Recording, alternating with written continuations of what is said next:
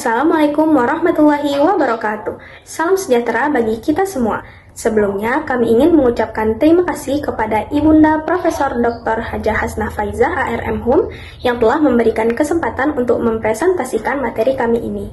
Kami dari kelompok 10 yang beranggotakan Amanda Sofiana dengan NIM 2505 1103 828, M. Habibi Al-Maghribi dengan NIM 2505 1101 560, dan saya sendiri Naura Saki Askal Ahnaf dengan NIM 2505 1103 918 akan mempresentasikan materi tentang artikel ilmiah. Selamat menyaksikan. Nah, sebelum masuk ke materi artikel ilmiah, kita harus mengetahui terlebih dahulu bahwa artikel ilmiah merupakan bagian dari sebuah karya ilmiah. Karya ilmiah adalah tulisan atau laporan tertulis yang memaparkan hasil penelitian atau kajian suatu masalah oleh seseorang atau kelompok dengan memenuhi kaidah dan etika keilmuan. Karya ilmiah juga biasa disebut sebagai tulisan akademis atau academic writing karena biasa ditulis oleh akademisi perguruan tinggi, dosen, dan mahasiswa. Karya ilmiah seringkali dibuat untuk menyampaikan informasi terkait hasil penelitian atau penemuan di bidang tertentu kepada masyarakat luas. Karya ilmiah juga bisa dijadikan bahan untuk melatih ide, kreativitas, dan tingkat pemahaman atau daya tangkap.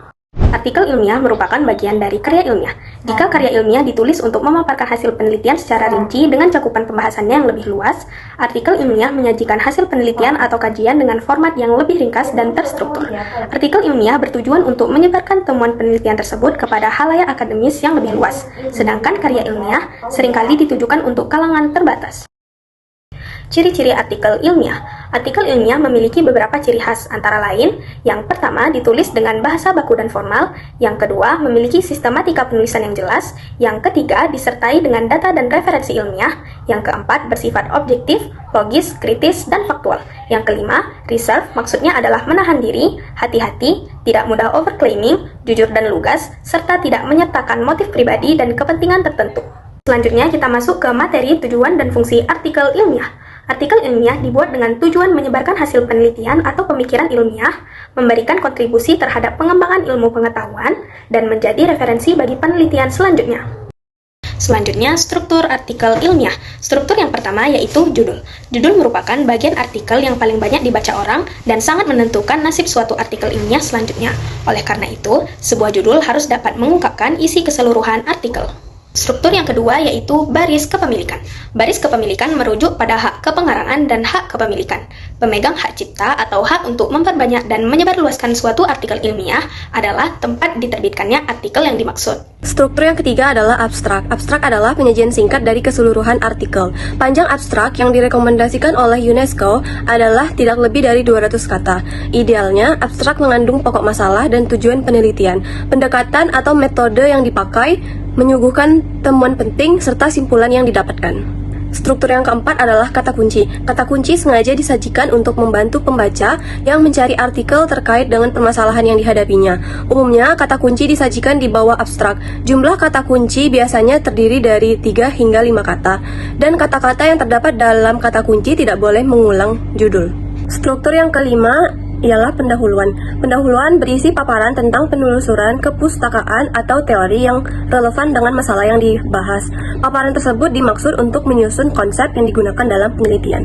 Struktur yang keenam ialah metode. Metode penelitian menjelaskan secara ringkas bagaimana penelitian dilakukan, meliputi rancangan penelitian, data dan sumber data, cara pengumpulan dan pengambilan data, cara analisis data, serta cara mematikan keabsahan data. Struktur yang ketujuh ialah hasil dan pembahasan. Bagian ini memuat hasil analisis data yang bertujuan untuk menjawab masalah penelitian, disajikan secara singkat, padat, dan jelas, serta dapat dibantu dengan tabel, gambar, diagram, grafik, dan sebagainya yang diberi penjelasan. Struktur yang kedelapan adalah simpulan dan saran. Simpulan dan saran dalam artikel ilmiah merupakan bagian akhir atau penutup. Simpulan merupakan pernyataan singkat dan akurat dari hasil dan pembahasan. Sedangkan saran adalah masukan-masukan yang berkaitan dengan penelitian untuk para peneliti selanjutnya. Struktur yang ke-9 adalah ucapan terima kasih. Ucapan terima kasih diberikan atau dituliskan penulis kepada pihak-pihak yang telah berkontribusi terhadap penelitian yang telah dilakukan tersebut. Umumnya ditujukan pada pihak yang mendanai penelitian, dosen pembimbing, dan rekan-rekan peneliti lainnya. Struktur yang terakhir atau yang ke-10 adalah daftar pustaka. Daftar pustaka adalah daftar rujukan atau referensi yang digunakan dalam artikel ilmiah tersebut. Bagian daftar pustaka harus lengkap dan sesuai dengan acuan yang sudah disebutkan di dalam artikel. Jenisnya artikel ilmiah. Artikel ilmiah memiliki beberapa macam, yaitu artikel hasil penelitian. Artikel yang hasil penelitian disebut juga dengan research article. Artikel ini juga sering ditemukan dalam jurnal-jurnal secara isi. Artikel penelitian dibuat memang untuk menstimulasi penelitian lain untuk melahirkan penelitian baru. Artikel ini juga dapat digunakan untuk mengetahui teori atau sudut pandang tentang masalah yang diteliti layak untuk ditinjau kembali atau tidak. Kedua adalah artikel non-penelitian. Artikel non-penelitian adalah artikel yang digunakan untuk meninjau secara teoritikal. Isi dari artikel tersebut berbentuk argumentasi logika, di mana gagasan dan penulisan yang dikembangkan secara mendalam sesuai dengan kaidah berpikir ilmiah. Artikel ini juga dapat ditulis berdasarkan pada pandangan sejarah tertentu, mengusulkan teori atau mengundang perhatian terhadap tema atau isu-isu tertentu. Ketiga adalah telaah buku. Telaah buku lebih familiar dikenal dengan books review. Ada referensi buku yang fokus menganalisis dan mengkritik buku yang sudah diterbitkan. Penulis harus bersifat objektif dan juga harus membaca buku terlebih dahulu agar memahami alur dan mudah memahaminya. Selanjutnya ada obituary. Obituary adalah artikel yang fokus mengulas tentang berita kematian seseorang. Seseorang tersebut bisa seseorang tokoh dan ilmuwan. Yang kelima adalah laporan kasus. Laporan kasus adalah laporan yang menganalisis kasus dengan cara melihat rincian gejala, diagnosis, dan tanda yang terlihat. Yang keenam adalah ceramah. Ceramah ternyata juga termasuk dalam jenis artikel ilmiah. Jika ceramah dalam bentuk lisan maka dapat berupa pidato, sementara ceramah tertulis biasanya sebelum dipidatokan ditulis terlebih dahulu. Yang ketujuh adalah editorial. Nama lain dari editorial adalah tajuk rencana.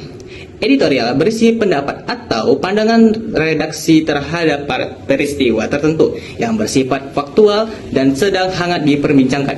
Editorial ditulis oleh redaksi sebagai pandangan resmi dan media disebut dengan bersifat faktual. Dikatakan faktual karena proses penulisannya tidak sembarang, tetapi mengedepankan fakta, argumentasi, logis, dan buktinya. Jadi kesimpulannya adalah, karya ilmiah adalah tulisan akademis yang menyajikan hasil penelitian atau kajian masalah secara sistematis, objektif, dan sesuai etika keilmuan. Artikel ilmiah merupakan bagian dari karya ilmiah yang disajikan lebih ringkas, terstruktur, dan ditujukan untuk halayak akademik yang lebih luas. Artikel ilmiah ditulis dengan bahasa baku, berbasis data dan referensi ilmiah, serta bersifat logis, kritis, dan faktual. Tujuan artikel ilmiah adalah menyebarkan hasil penelitian atau pemikiran ilmiah, memberi kontribusi pada pengembangan ilmu pengetahuan, dan menjadi rujukan penelitian selanjutnya. Struktur artikel ilmiah tersusun sistematis, mulai dari judul, abstrak, metode, hasil dan pembahasan, hingga daftar pustaka. Jenis artikel ilmiah beragam, mencakup artikel hasil penelitian, artikel non-penelitian, telaah buku, laporan kasus, ceramah, dan editorial. Demikian presentasi dari kami. Mohon maaf atas segala kekurangan dan sampai jumpa di pertemuan selanjutnya. Wassalamualaikum warahmatullahi wabarakatuh.